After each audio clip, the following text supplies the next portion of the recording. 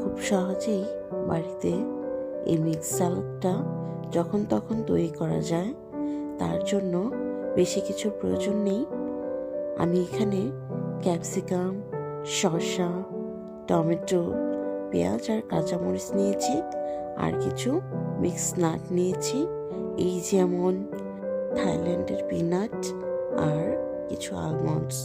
এটাকে আমি একটু রোস্ট করে নিচ্ছি। আর এই দিকে আমি শসা, টমেটো, ক্যাপসিকাম, পেঁয়াজ, কাঁচামরিচ কেটে নিয়েছি। স্পিনাটগুলো চপ করে এতে দিয়ে দিলাম, আর দেব স্বাদ মতো লবণ।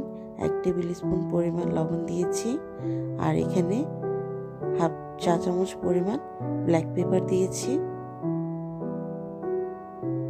এবারে সামান্য একটু চিনি দিয়ে দিলাম, আর দিলাম টমেটো কেচাপ 1.5 টেবিল স্পুন পরিমাণ। এবারে দেব chilli garlic sauce 1.5 tablespoon পরিমাণ।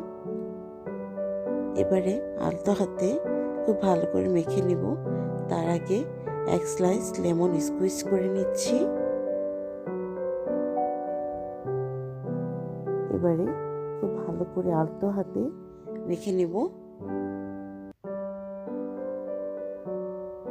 খুব ভালো করে মাখতে হবে, একেবারে মথে মথে মাখতে হবে না, একটু আলতো হাতে মেখে নিতে হবে। সালাদ মাখার নিয়মটাই আলতো হাতে মাখতে হয় সবসময়। এই পর্যায়ে একটু তেল দিয়ে দেব। আমার কাছে অলিভ অয়েল ছিল না, তাই সয়াবিন তেল দিয়েছি। তোমরা চাইলে অলিভ অয়েল ইউজ করতে পারো বা সরিষার তেলও দিতে পারো। খুব ভালো করে মিক্স করে নিচ্ছি।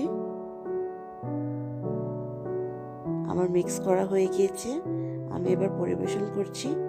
একটা বাটিতে বেড়ে নিয়েছি, একটু কাছ থেকে দেখিয়ে দিব কেমন হয়েছে। দেখো, খুব সুন্দর হয়েছে। ক্রাঞ্চি ক্রাঞ্চি নাটস দাঁতের নিচে পড়লে অনেক মজা লাগে। এটা গরম ভাতের সাথে খেতে অনেক ভালো লাগে। তোমরা পোলাও বা ভাতের সাথে সার্ভ করতে পারো। তো আজ এই পর্যন্তই। আল্লাহ হাফেজ।